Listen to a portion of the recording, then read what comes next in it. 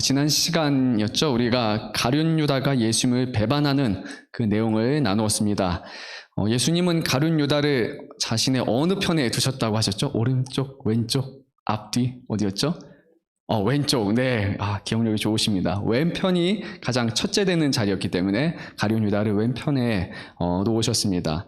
끝까지 이 가룟 유다가 회개할 것을 원하셨고 마지막까지 그에게 깨닫게 하셨지만 가룟 유다는 끝까지 마음을 돌이키지 않고 예수님을 은 30에 팔기 위해서 이제 그 자리를 떴습니다. 요한복음 13장 1절이었죠. 거기 보게 되면 예수님에 대해서 이렇게 사도 요한이 기록하고 있습니다. 세상에 있는 자기 사람들을 사랑하시되 끝까지 사랑하시니라 라고 그렇게 되어 있습니다. 그리고 가룟 유다는 어떻게 되었을까요? 이 안에 포함되어 있을까요? 포함되지 않을까요?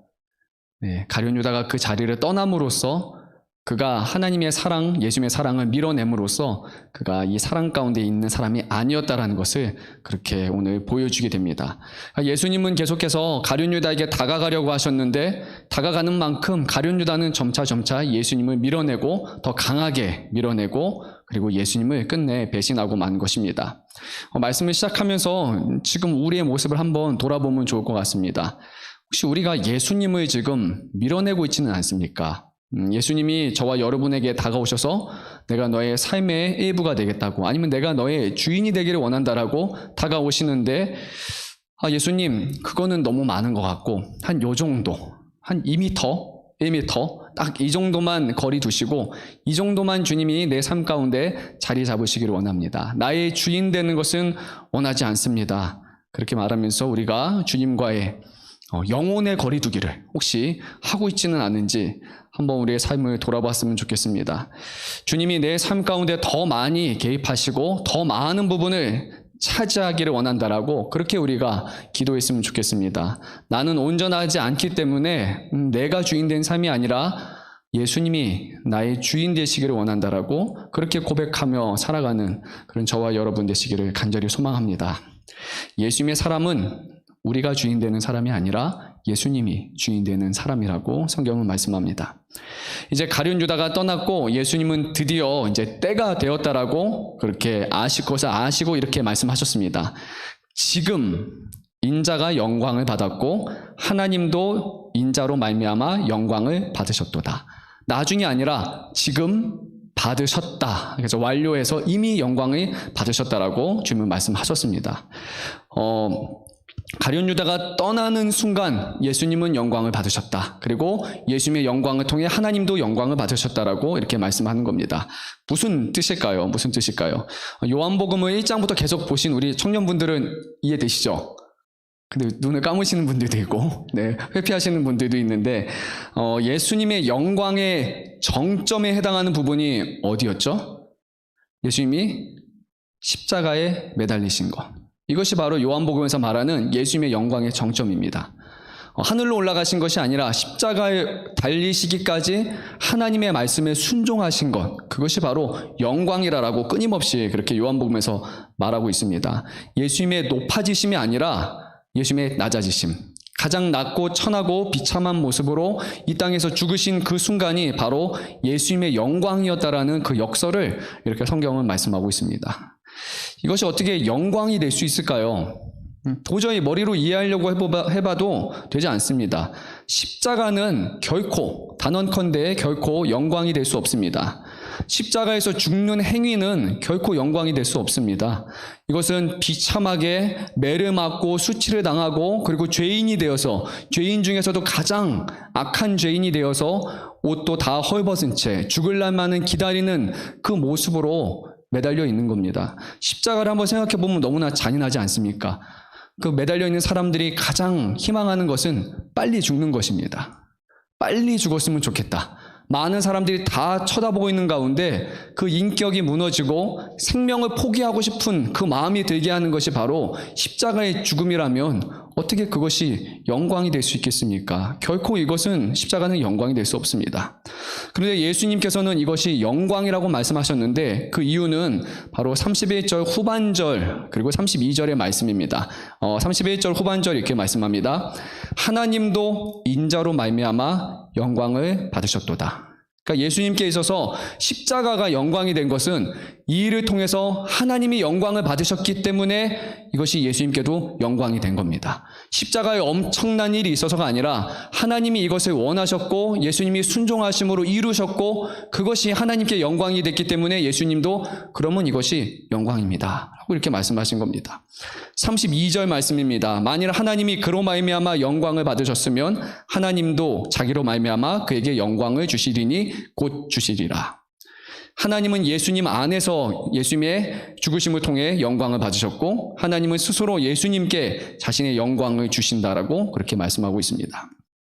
예수님은 다른 것이 아니라 오직 하나님 뜻 안에서만 영광을 취하셨습니다. 하나님의 뜻을 이루는 것이야말로 예수님께 있어서는 유일한 영광이었습니다. 그러니까 십자가는 그 자체로 결코 영광이 될 수 없었지만 아버지께서 이 십자가의 사명을 예수님께 주셨기 때문에 그래서 하나님의 뜻에 순종하는 것, 이것을 이루는 것을 통해 예수님은 이것이 내가 할 수 있는 최고의 영광이다 라고 그렇게 말씀하셨던 겁니다. 왜 이게 하나님께 영광이 될까요? 예수님의 순환, 곧 예수님이 고난당하시고 예수님이 십자가 달려 죽으시는 일들을 통해 하나님에 대한 것이 한 가지가 세상에 드러나게 되어 있습니다. 바로 하나님의 사랑이죠. 그 사랑의 크기가 죄인을 향한, 하나님을 대적하는 악인을 향한 그 사랑이었기 때문에 그 사랑이 바로 자신의 사랑하는 독생자를 죽이기까지 악인과 원수와 죄인들을 사랑하는 그 사랑이었기 때문에 바로 이것이 하나님께는 영광이었던 겁니다. 어떻게 하나님이 자신을 대적하는 사람들을 품을 수 있습니까? 그런데 하나님은 자신의 독생자를 죽이기까지 해서 그것을 보여주신 것입니다. 그것이 하나님의 영광이었습니다. 하나님은 이것을 예수님 안에서 예수님을 통해서 이 일을 이루셨고 그리고 예수님은 바로 아버지의 뜻에 죽기까지 순종하심으로써 그 하나님의 영광이 이 땅에서 다 이루어졌다라고 선포하시는 그 도구로 쓰임받으셨고 이것이 예수님께도 영광이었습니다. 그리고 그 결과는 예수님은 이 땅에서 고난당하시고 죽으시고 장사되심을 넘어서 이제는 부활하셨고 승천하셨고 그리고 이 세상의 모든 권세를 다 가지시게 되었고 하늘 보좌에서 곧 아버지 우편에 지금도 계십니다. 이것을 우리의 삶에 적용시키면 우리가 어떤 영광을 추구해야 될지를 우리는 그리스도인으로서 잘 알 수 있습니다. 우리가 추구해야 될 영광은 우리의 이름이 높아지는 것이 결코 아닙니다. 우리가 대단한 사람이 되는 것, 세상 사람들에게 알려지는 그것은 하나님 앞에 드려지는 영광이 결코 아닙니다. 우리가 행해야 될 것은 우리의 삶을 통해 그리스도 그리고 그리스도의 아버지신 하나님의 이름이 드러나게 되는 것, 그것이 우리가 추구해야 될 그런 온전한 영광인 겁니다. 그것은 우리의 삶을 통해서 날마다 우리가 이루어가야 하는 것입니다. 어리석은 사람들은 이제 자신의 이름을 남기려고 부단히 애를 쓰지만 부질없습니다. 영광을 얻어봤자, 이름 알려봤자 죽음은 끝입니다. 어떤 사람들은 사람은 이름 남겼으니까 되지 않느냐? 아니, 죽은 이후에 이름 남겨봤자 뭐합니까? 아무도 나를 향해서 칭송해 줄 사람이 없는데 그 영광은 헛된 영광일 뿐입니다. 죽으면 다 끝입니다. 죽으면 없습니다. 내가 받을 영광은 더 이상 없습니다. 예전에 이제 고등학교 때 미국에서 책을 읽는데 이 찰스 디킨스라는 그런 유명한 그런 작가가 있죠. 그 A Tale of Two Cities라고 해서 두 도시 이야기, 아마 맞을 겁니다. 그 책을 보면서 와, 되게 책이 어려웠는데 오, 되게 멋지다. 올리버 트위스트 그런 책 보면서 와 했는데 그 작가의 인생을 보니까 엄청 책이 잘 팔리고 유명하다 보니까 저 사람은 많은 영광을 누렸겠다라고 했는데 실제로 그는 되게 가난한 사람으로 비참하게 죽었습니다. 그리고 나서 그가 죽은 후에 비로소 이 책이 알려지게 됐고 그리고 유명세를 타게 됐죠. 그래서 그때 좀 불쌍하다는 생각이 들었습니다. 아니, 그 사람은 자기 책이 이렇게 잘 될 것을 알고 있었을까? 그 영광을 취할 것을, 명예를 취할 것을 알고 있었을까? 몰랐죠. 아무것도 받은 것이 없습니다. 누가 취했느냐? 네, 출판사만 취했죠. 출판사만 돈 많이 벌었지 죽은 사람은 아무것도 얻은 것이 없습니다. 죽으면 끝이기에 우리가 세상의 명예와 세상의 영광에 참여하고자 한다면 그것은 결국에 평생 이루고자 하지만 얻지도 못하고 얻어봤자 바로 사라질 영광이 세상의 영광입니다. 그런데 그리스도인들에게는 다른 영광을 주셨죠. 바로 하나님의 영광에 참여할 것을 말씀하셨습니다. 그것은 이 땅에서 죽음으로 끝나는 것이 아니라 오히려 죽음으로 하늘에서 더욱더 커지고 완성되는, 영원히 사라지지 않는 그 영광을 우리에게 허락하신 것입니다. 그래서 이 세상의 것을 놓고 살아가지 말고 하늘의 것을 위해서 살라고 주님은 분명히 말씀하셨습니다. 예수님의 모습을 통해서 예수님은 이 땅에서 비참하게 죽으셨지만 그가 가장 높은 영광을 취하셨다는 것이 우리의 삶 가운데도 예수님이 그렇게 하셨어 라고 끝나는 것이 아니라 맞아, 그것도 우리에게 이렇게 하라고 하시는구나라고 그렇게 믿어지는 그런 은혜가 있기를 바랍니다. 예수님께서 이제 제자들에게 자신이 떠나실 것에 대해서 말씀을 하십니다. 우리 33절 말씀을 한 목소리로 읽도록 하겠습니다. 작은 자들아, 내가 아직 너희와 함께 있겠노라. 너희가 나를 찾을 것이나 일찍이 내가 유대인들에게 너희는 내가 가는 곳에 올 수 없다고 말한 것과 같이 지금 너희에게도 이르노라. 아멘. 예수님께서 이 말씀을 하셔서 이미 예수님이 대적하는 유대인들에게도 내가 떠날 것이다 라고 말씀하셨는데 동일한 말씀을 제자들에게 하셨습니다. 그런데 좀 차이가 있습니다. 제자들에게는 그냥 영원히 따라오지 못하는 것이 아니고 결국에 나중에 예수님이 부활하신 후에 제자들을 찾아오셔서 제자들과 함께 하실 것을 약속하시게 됩니다. 오늘 이 말씀부터 16장 끝부분 33절까지를 고별 담화라고 말합니다. 예수님이 죽으심에 앞서서 제자들에게 하나하나 하신 그 말씀이죠. 다른 말로 표현하면 예수님의 이 땅에 마지막으로 하셨던 유언의 말씀이라고 우리는 생각해 볼 수 있습니다. 그래서 사랑하는 자녀들, 제자들을 향해서 이렇게 너희가 해라. 내가 죽은 뒤에도 이렇게 해라. 그 14장에 가게 되면 성령께서 오셔서 너희를 고아처럼 내버려 두지 않고 너희 안에 성령이 계심으로 내가 살아있음은 내가 너희 안에 있게 될 것이다 라고 그렇게 해서 위로와 격려의 말씀을 하시게 되죠. 그래서 오늘 이 말씀은 매우 중요한 말씀을 이제 하실 거라는 것을 우리가 알 수 있어야 됩니다. 유언, 마지막 말이기 때문에 정말 중요한 의미가 있겠죠. 그러면 예수님이 과연 죽음을 앞두시고 하셨던 가장 중요한 말은 무엇이었을지 우리가 한 목소리로 한번 읽어보도록 하겠습니다. 34절, 35절입니다.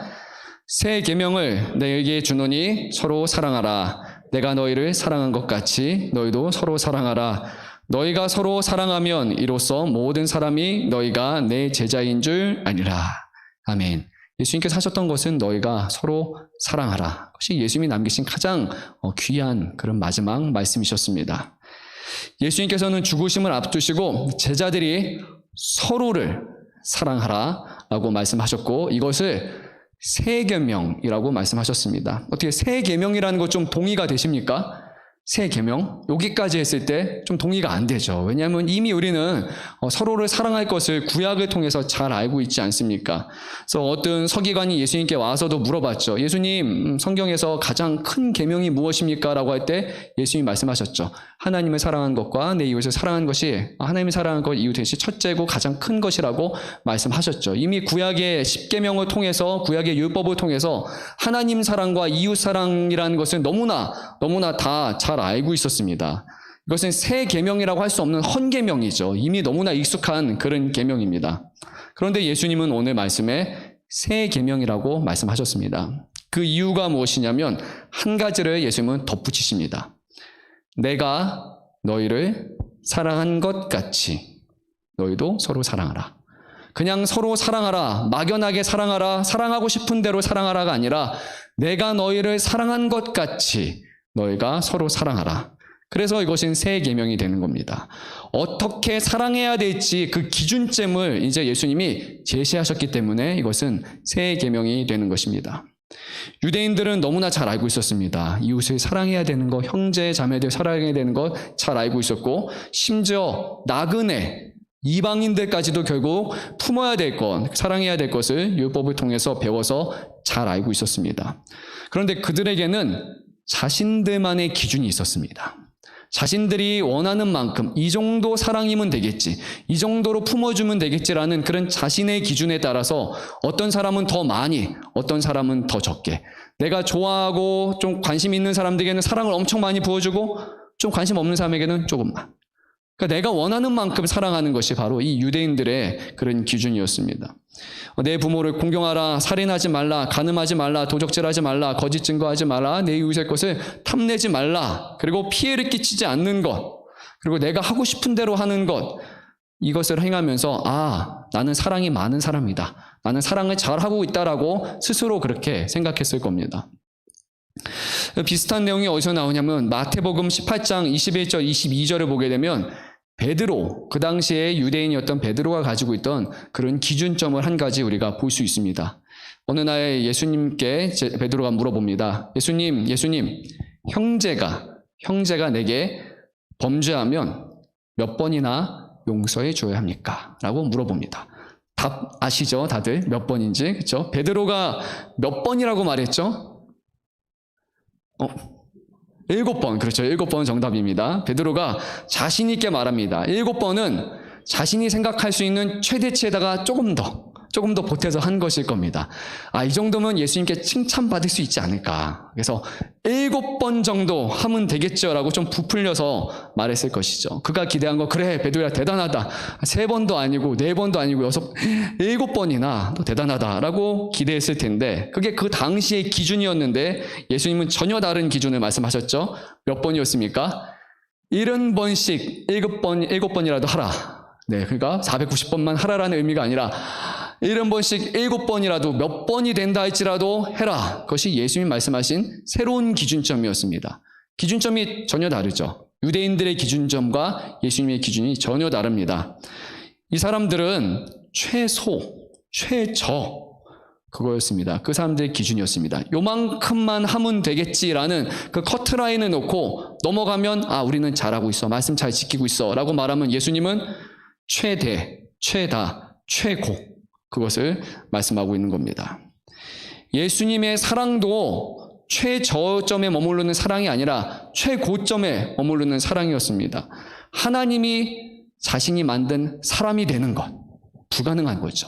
사람 중에서도 당연히 온 세상의 왕 정도는 돼야 그나마 하나님, 신이 인간이 되는 것 중에서 좀 이해해 줄 텐데, 그것도 아니라 가장 낮은 사람. 그리고 13장 앞부분의 세족식을 통해서 예수님은 제자들에게 노예가 할 법한, 유대인들의 노예는 하지 않는 발을 씻어주는 모습을 통해서 사람 중에서도 가장 낮은 종의 모습으로 예수님은 내려가셨습니다. 세리와 창녀 같은 죄인들의 친구가 되셨고, 병자들을 돌아다니고 찾아다니면서, 온 것도 아닙니다, 예수님이 돌아다니면서 만나주셨습니다. 그들을 치유하셨고, 자신이 사랑하는 사람들을 위해서 매를 대신 맞으셨고, 대신 욕보임을 당하셨고, 대신 십자가에 달려 죽으신 것, 바로 이것이 예수님이 말씀하시는 최고점의 사랑인 겁니다. 예수님의 사랑은 전혀 다른 기준으로 우리에게 제시하고 있는 것입니다. 이러한 예수님의 사랑은 결국 우리의 하늘 아버지의 사랑을 가장 잘 나타냅니다. 그래서 성경 기자는 예수님을 통해서 그동안 감추어 주었던 것들이 이제 드러나게 되었다고 말합니다.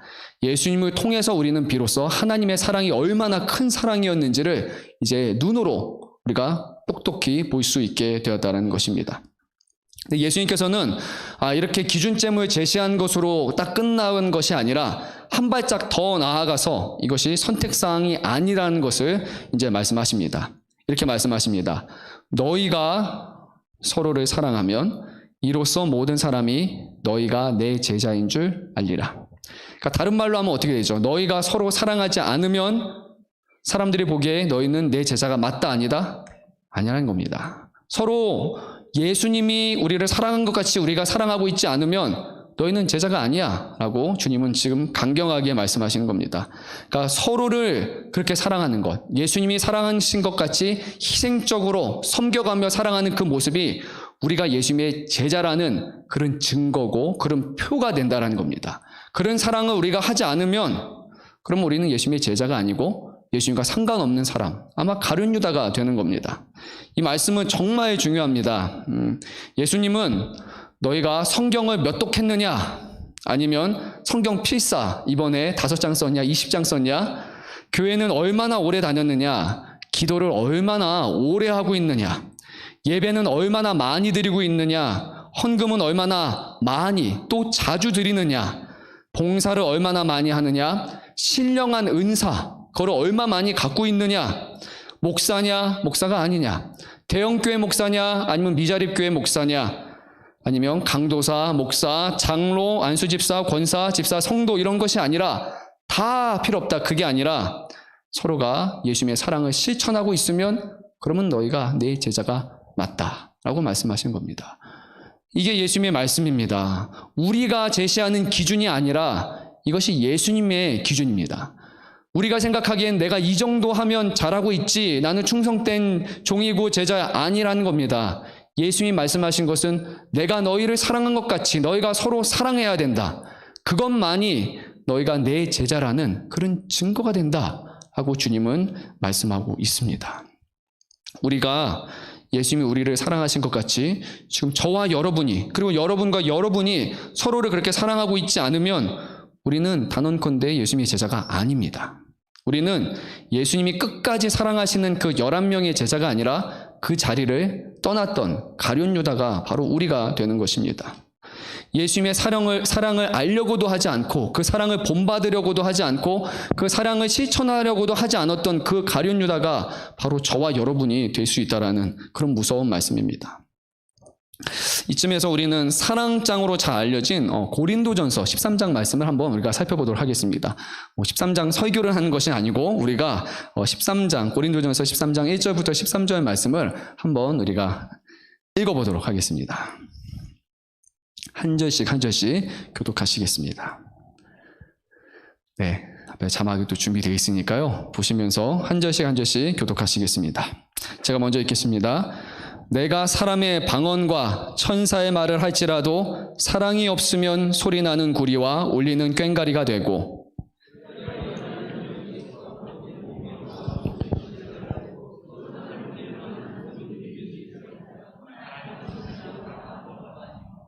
내가 내게 있는 모든 것으로 구제하고 또 내 몸을 불사르게 내준다 할지라도 사랑이 없으면 내게 아무 유익이 없느니라.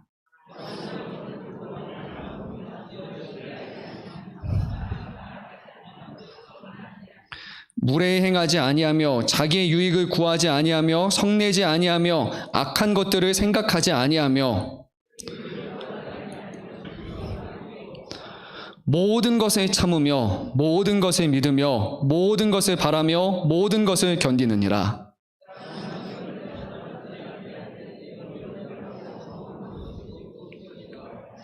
우리는 부분적으로 예언하니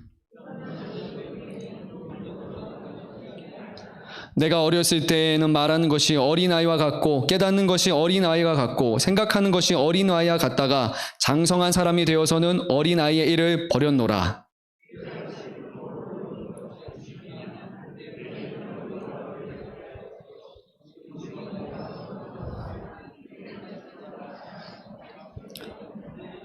(13절) 한 목소리로 읽겠습니다. 그런즉 믿음, 소망, 사랑 이 세 가지는 항상 있을 것인데 그 중에 제일은 사랑이라. 아멘. 우리가 너무나 잘 아는 말씀이죠. 이 고린도 교회는 그 당시에 영적인 것을 무척이나 사모했던 교회였습니다. 신령한 것들을 사모하고 신령한 은사들이 일어났던 그런 교회였죠. 근데 그 교회에 가서 사도 바울이 말하고 있는 것은 다른 것이 아니라 사랑이었습니다. 고린도 교회 성도들은 아마 이렇게 얘기했을 것입니다. 성도라면 방언 정도는 다 해야죠. 우리는 믿음 있는 사람이라면 예언 정도는 다 해야 하고, 우리는 비밀을 알아야 되고, 그리고 모든 것을 통달하고 산을 옮길 만한 믿음이 있으면 그러면 바로 우리가 참된 교회고 참된 성도겠죠. 우리는 구제하고 희생해야 됩니다. 아마 그렇게 말할 것입니다. 근데 놀랍게도 사도 바울은 그런데 사랑이 없으면 아무것도 아니고 아무런 유익도 없다. 아무리 많은 방언을 말하고 비밀을 말하고 모든 것을 통달하고 산을 옮길 만한 그런 믿음이 있다 할지라도, 구제하고 베푼다 할지라도 사랑 안에서 하는 것이 아니라면, 그냥 요식하는 행위이고 보여주기 위한 것이라면 다 쓸데없는 것이다. 아무것도 아니라는 겁니다. 오직 사랑 안에서만 이것이 다 의미가 있다라고 그렇게 분명히 말했습니다. 4절에서 7절이 그가 정의하는 사랑입니다. 사랑은 오래 참고 사랑은 온유하며 시기하지 아니하며 사랑은 자랑하지 아니하며 교만하지 아니하며 무례히 행하지 아니하며 자기 유익을 구하지 아니하며 성내지 아니하며 악한 것을 생각하지 아니하며 불의를 기뻐하지 아니하며 진리와 함께 기뻐하고 모든 것을 참으며 모든 것을 믿으며 모든 것을 바라며 모든 것을 견디느니라. 이것이 사랑이라고 그렇게 성경은 말씀하고 있습니다. 이것이 그리스도께서 우리에게 보이신 사랑이라고 말씀하고 있습니다. 우리의 죄로 인해서 심판받아야 될 우리를 향해서 인내하고 참으시고 견뎌내신 그 예수님을 통해서 보이신 하나님의 사랑을 말씀하고 있고, 그리고 이것이 우리가 서로를 사랑해야 될 모습이라고 말씀하고 있습니다. 오래 참지 못하고 있습니까? 스스로 제자라고 생각할 수 있습니다. 그런데 사람들은 아니라고 말할 것입니다. 온유하지 않고 시기하고 있습니까? 자랑하고 교만하십니까? 무례히 행하고 계십니까? 자기의 유익을 구하고 있으십니까? 성내십니까?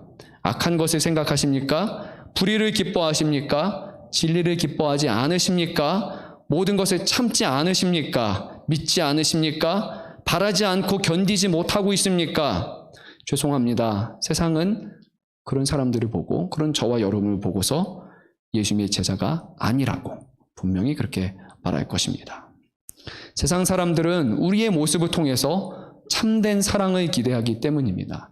하나님의 사랑과 예수 그리스도의 사랑이 그냥 성경책에만, 그리고 공중에서만 설교로 전해지는 것이 아니라 저와 여러분 안에 삶 가운데 나타나기를, 그것을 기대하고 있기 때문입니다. 우리가 그 사랑이 없다면 세상은 우리가 교회가 아니고 제자가 아니라고 분명히 말할 것입니다. 그런 곰곰이 생각을 해봤습니다.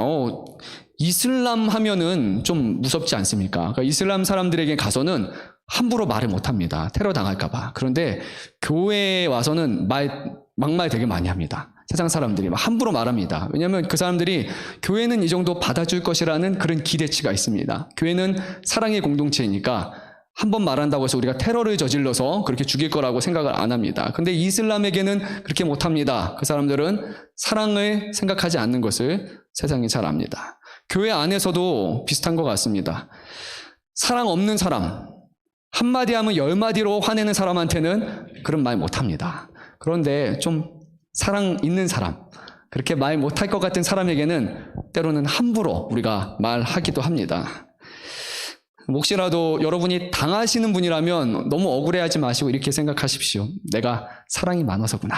그래서 사람들이 그렇게 함부로 말하는구나 라고 생각하시면 될 것 같습니다. 예수님의 부활 이후에 예수님의 제자들은 이 사랑을 정말로 온전히 실천을 했습니다. 초대교회가 사랑이 정말 넘치는 교회로 변화됐습니다. 그래서 로마 사람들이 그리스도인을 보면서 이상한 사람들이라고, 어떻게 이상하냐면 사랑이 너무 많다 보니까 서로 안에 음행을 저지른다라고, 그런 얘기까지 떠돌 정도로 그렇게 그리스도인들의 사랑을 곡해하게, 이렇게 잘못 이해하기도 할 정도로 그렇게 교회 안에는 사랑이 많이 넘쳐났습니다. 서로를 향한 너무 큰 사랑, 세상이 도저히 이해할 수 없는 사랑, 그리고 감당할 수 없는 사랑을 바로 초대교회 성도들은 행했던 것입니다. 왜 그렇게 했습니까? 왜 그렇게까지 사랑하십니까? 한마디 답밖에 없습니다. 하나님이 우리를 그만큼 사랑하셨기 때문입니다. 우리가 받은 사랑이 그런 사랑입니다. 우리가 받은 사랑이 너무나 커서 도저히 서로가 서로를 사랑하지 않고서는 견딜 수 없었기 때문이라고 그렇게 말할 것입니다. 헬라어로 우리가 잘 아는 아가페라는 단어가 있죠. 이 동사, 우리가 사랑하다라는 것으로 알고 있잖아요. 그런데 원래 이 의미는 그냥 일반적인 의미의 사랑하다입니다. 필레오, 여러 가지 그런 사랑이라는 단어, 동요 중에 하나입니다. 그런데 이 사랑의 단어의 의미가 바뀌게 되죠. 이것은 그리스도인들의 사랑을 가리키는 전문 용어로 이제 1세기 이후로 점차 바뀌게 됩니다. 그래서 아가페라는 단어는 사랑하다라는 그런 의미가 아니라 전적인 사랑, 그리고 희생적인 사랑이라는 새로운 단어로 변화되게 됩니다. 왜냐하면 그리스도인들이 서로 희생하면서 전적으로 서로를 그렇게 사랑했기 때문에 단어 의미 자체가 완전히 바뀌어버린 겁니다. 우리의 사랑은, 교회 안의 사랑은 바로 예수님의 사랑을 드러내야 되는 겁니다. 우리가 세워준 기준에 따라서 서로 사랑하는 것이 아니라 예수님께서 자기의 생명을 아낌없이 내어주기까지 사랑하신 그 사랑의 기준점에 우리가 도달해야 되는 것, 그것이 우리에게 주신 사명이라는 겁니다. 그래야지 우리가 예수님의 제자라는 것입니다. 그렇게 하지 않으면 우리가 예수님의 사랑을 언제든지 잊어버릴 수밖에 없기 때문에 그렇게 하라라고 말씀하셨던 것입니다. 우리의 사랑은 결국 우리와 서로가 나누는 사랑은 우리와 예수님의 사랑, 그리고 우리와 하나님의 사랑을 그대로 반영하는 것입니다. 그리고 그 사랑은 결국 하나님과 예수님의 사랑을 다시 한번 예수님이 우리에게 전해주시는 것이 되는 것이죠. 그러니까 이걸 정리하면 어떤 의미냐면 우리가 서로 사랑하는 것, 그리고 특별히 이제 우리가 갑자기 생각이 안 나네. 어버이 주일이죠. 어버이 주일을 맞이해서 부모가 자식을 사랑한다라는 그 의미 자체는 아버지이신 하나님과 아들이신 예수 그리스도의 그 사랑을 우리 부모와 자녀들이 서로 나눈다라는 그런 의미가 있습니다. 그래서 오늘 목사님이 말씀하신 것처럼 그 공경에 해당하는 이 히브리어죠. 카바드라고 기억하는데 그게 바로 하나님과 부모에게만 사용됐다라는 그 의미 자체가 결국 부모와 자식 간의 사랑은 하나님과 아들 되시는 예수님과의 그 사랑을 반영해야 된다는 것을 말씀하고 있는 겁니다. 예수님이 하나님을 얼만큼 사랑하셨습니까? 그 뜻에 따라 십자가에 죽기까지 사랑하셨습니다. 바로 그것이 그 안에 담겨 있는 겁니다. 하나님은 예수님을 얼마나 사랑하셨습니까? 그가 죽으심에 대해서 아파하시고 결국 그를 사용하시고 다시 죽으시자마자 다시 살아나게 하셔서 하늘의 모든 권세를 다 예수님께 허락하실 만큼 그렇게 하셨죠. 하나님과 예수님과의 사랑은 서로와 서로가 신뢰 관계 속에서 모든 것이 이루어지는 그 사랑입니다. 우리 부모와 자식 간의 사랑이 그렇게 완벽하게 될 수는 없겠지만 결국 그 사랑을 추구해야 되는 것이 바로 부모와 자식 간의 사랑입니다. 부모의 공경, 의무를 행사하는 것이 아니라 부모에 대한 온전한 사랑 가운데서 부모를 공경하는 그런 의미가 됩니다. 그래서 그 5계명에 해당하는 부모를 공경하는 것이 결국 이웃 사랑이라는 사랑 안에 틀에 묶이게 되는 것이죠. 그래서 에베소서 6장 오늘 본문 말씀 보게 되면 주 안에서라고 2번에 걸쳐서 그렇게 반복해서 말하고 있습니다. 공경하는 것 주 안에서, 주 안에서. 오늘 말씀 31절과 32절 말씀을 보게 되면 개역개정에는 인자로 말미암아라고 번역이 되어 있는데 그리고 하나님이 그로 말미암아라고 되어 있는데 번역이 좋은 번역이 아니죠. 여기 말미암아에 해당하는 헬라어는 원래 엔, 그래서 영어로는 인에 의미하는 것이고 안에서라는 의미가 됩니다. 그래서 하나님 안에서 예수님 안에서 영광을 받으셨다라는 의미가 되는 것인 것처럼 결국 예수 안에서 에베소서 부모를 공경한 것도 주님 안에서 동일한 의미로 그 안에서 행해야 될 것을 말씀하십니다. 우리의 기준이 아니라 예수님의 기준으로 우리가 서로를 사랑하는 것, 그리고 부모와 자녀가 서로 사랑해야 하는 것입니다. 예수님의 말씀을 이제 베드로가 들었습니다. 그리고 나서 베드로가 보통 잘 들었다면 이렇게 말하겠죠. 예수님, 네, 사랑에 대해서 이제 알게 됐습니다. 참 주님의 사랑이 크십니다. 감사합니다. 라고 그렇게 고백을 할 법도 한데 베드로는 사랑에 대해서 전혀 관심이 없습니다. 그는 물어봅니다. 예수님, 어디 가십니까? 라고 그것을 알고 싶어 했습니다. 베드로의 관심사는 예수님이 떠나신다라는 것. 근데 자기와 함께 손잡고 가시는 것이 아니라 우리는 따라갈 수 없다라는 것. 그것을 지금 못마땅해 하고 그것에 대해서 질문하고 있습니다. 예수님은 내가 가는 곳에 내가 지금은 따라올 수 없으나 후에는 따라올 것이다 라고 말씀하셨습니다. 근데 베드로는 후는 중요하지 않습니다. 지금, 왜 지금 못 따라옵니까? 라고 예수님께 반문하게 됩니다. 그리고 베드로는 예수님 향한 이제 자신의 충성심, 그 사랑의 마음을 다음과 같이 표현합니다. 주를 위하여 내 목숨을 버리겠나이다.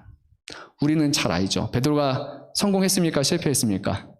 실패했죠. 예수님도 38절에서 결국 베드로가 실패할 것이라는 것을 잘 알고 계셨습니다. 그럼에도 불구하고 이 베드로의 말은 그래도 허언장담은 아닌 것 같습니다.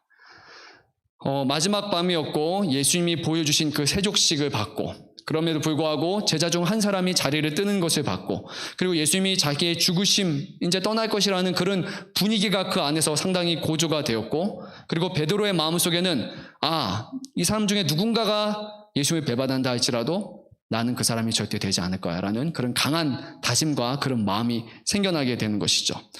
내가 죽음은 죽었지 결코 예수님을 배반할 수 없어라는 그런 감정이 그 안에 이제 생기게 되는 겁니다. 그리고 예수님이 지금 말하는 이 순간에만큼은 베드로는 정말 그런 마음인 겁니다. 내가 주님을 위해서 죽겠습니다. 그런 마음으로 지금 그는 단언하면서 말하고 있습니다. 베드로만 그렇게 말하지 않았습니다. 요한복음 11장 보게 되면 예수님이 이제 우리 다 같이 나사로를 살리기 위해서 예루살렘으로 가자라고 말했을 때 제자들이 막 두려워합니다. 근데 그 중에 한 명 제자 누군지 아는 사람 있어요? 의심의 아이콘인 제자가 한 명 있죠. 누구죠?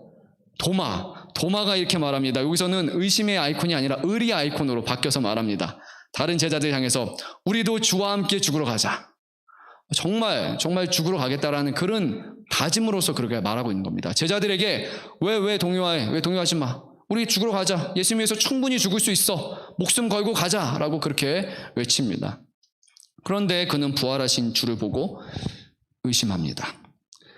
베드로도 그렇습니다. 도마와 베드로는 비슷해 보입니다. 우리도 종종 이런 마음을 품는 것 같습니다. 말씀을 듣다가 마음속에 엄청난 감동이 생겨나죠. 그래서 마음속에 막 감정적인 변화가 일어나서 그래 내가 무엇이든지 다 할 수 있어 라는 그런 다짐을 가지고 그렇게 하겠다고 하지만 다음날 지나면 그때 감정 다 사라지고 그냥 아무 일 없던 것처럼 그렇게 돌아가는 거 늘 느끼시는 부분이죠. 어쩔 때는 찬양하다가 혼자 막 울면서 주님 사랑합니다.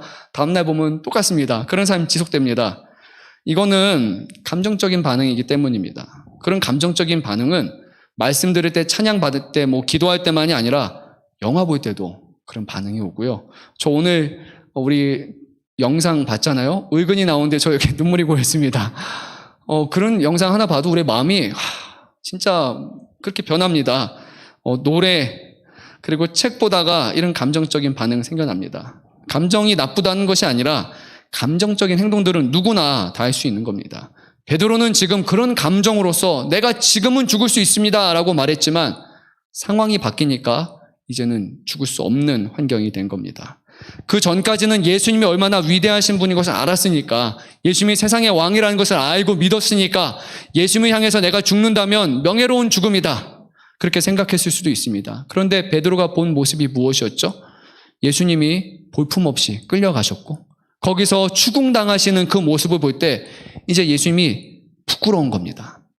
그 전까지는 괜찮았어요. 예수님 볼 때 예수님은 정말 대단하신 분이야. 기적도 봤잖아요. 하나님의 아들이라는 것도 알았잖아요. 그때는 예수님 편에 서고 싶고 예수님 위해서 내가 죽을 수 있다라고 생각을 했지만 이제 예수님이 사람보다 못하네. 예수님 아무 힘도 없는 분이었어 라는 것을 깨닫는 순간 아니요. 제자 아닙니다. 라고 그렇게 결국 변하게 된 것입니다. 베드로는 주님을 향한 온전한 그런 마음을 잠깐 보였지만 그것은 결국 사라지게 됩니다. 예수님은 잘 아셨습니다. 우리는 그런 감정적인 사람이라는 걸요. 찬양하다가 말씀 듣다가 순간적으로 감정이 동요돼서 그렇게 하겠습니다라고 눈물 흘리고도 바로 돌아서서 여기 문 밖에 나가면서 성도님과 싸우고 서로 막 전화 받고 욕하고 그럴 수 있는 사람들이 바로 그냥 우리라는 거 주님은 너무나 잘 아십니다. 그런 감정적인 것으로 되지 않습니다. 믿음이 한없이 뜨거웠다가 한없이 차가워지고 냉랭해져 버리는 사람들이 바로 우리라는 것을 주님은 너무나 잘 알고 계십니다. 그래서 예수님은 오늘 말씀에 이것은 새 계명이고 너희가 이것을 반드시 해야 되고 이것을 하지 않으면 너희는 내 제자가 아니라 라고 그렇게 말씀하셨던 것입니다. 그냥 감정적인 반응으로 너희가 사랑하고 그렇게 행한다면 얼마든지 다 잊어버리고 실행하지 않을 수 있으니까 너희가 이 계명을 이제는 지키라라고 명령으로서 우리에게 말씀하셨던 것입니다. 그리고 14장을 넘어가게 되면 주님께서는 그것을 감당할 수 있는 능력을 주시기 위해 보혜사 성령을 부어주시겠다고 말씀하셨습니다. 성령 안에서 예수 그리스도를 기억하게 하고 성령 안에서 기도함으로써 이 사랑을 온전히 이뤄나갈 수 있도록 우리를 돕겠다라고 주님은 말씀하셨던 것입니다. 하나님을 지금 사랑하는 거 감정적으로 사랑한다면 이것은 결국 사라질 그런 감정입니다. 그래서 하나님을 사랑한다는 것은 단순한 감정적인 반응이 아니라 하나님의 말씀 안에서 그리고 성령 안에서 이것을 믿고서 온전히 기도함으로 우리가 적극적으로 사랑해야 되는 것입니다. 사랑하고 싶어서 사랑의 마음을 느껴서 사랑한다고 생각하면은 금세 사라질 것입니다. 그래서 요한일서를 보게 되면 서로를 사랑하는 것을 결국에 사도 요한은 서로 예수님의 계명을 지키는 것이다라고 그렇게 말씀합니다. 하나님의 말씀 지키지 않으면서 사랑한다고 말하시면 거짓말입니다. 세상 누구도 우리를 보고 제자라고 말하지 않을 겁니다. 말씀을 지키는 사람, 그리고 그것을 사랑 안에서 행하는 사람, 그 사람을 보고서 저 사람은 좀 그리스도인답다라고, 저 교회는 좀 좋은 교회인 것 같다라고 세상은 그렇게 평하게 될 것입니다. 스스로에게 물어보면 좋을 것 같습니다. 우리는 감정적으로 주님을 사랑하고 있습니까? 아니면 하나님의 말씀과 성령의 도우심 가운데서 정말 진실되게 하나님을 사랑하고 있습니까? 그냥 잠시의 감정으로 끝나는 것이 아니라 온전한 사랑을 주신 그 사랑을 우리가 날마다 사랑하고 그 사랑으로 좌우를 한번 둘러볼까요? 네. 서로를 예수님이 여러분을 위해서 희생하시고 죽기까지 하신 것처럼 온전히 사랑하실 수 있기를 간절히 소망합니다. 성령이 우리 안에 계심을 믿으십시오. 그리고 말씀을 따라 살려고 하는 사람에게 도우시고 이 사랑을 이뤄주실 것을 믿으십시오. 그리고 이것을 통해서 우리가 그리스도의 제자가 된다는 것을 믿고 변화되기를 소망하십시오. 그러면 주님께서는 우리로 하여금 하나님의 참된 제자가 되게 하실 것입니다. 주님께서 우리를 보실 때 멋진 제자야, 나의 진짜 제자야 라고 그렇게 우리 칭찬하실 수 있기를 간절히 소망합니다. 지금 우리가 찬양 한 곡 하겠습니다.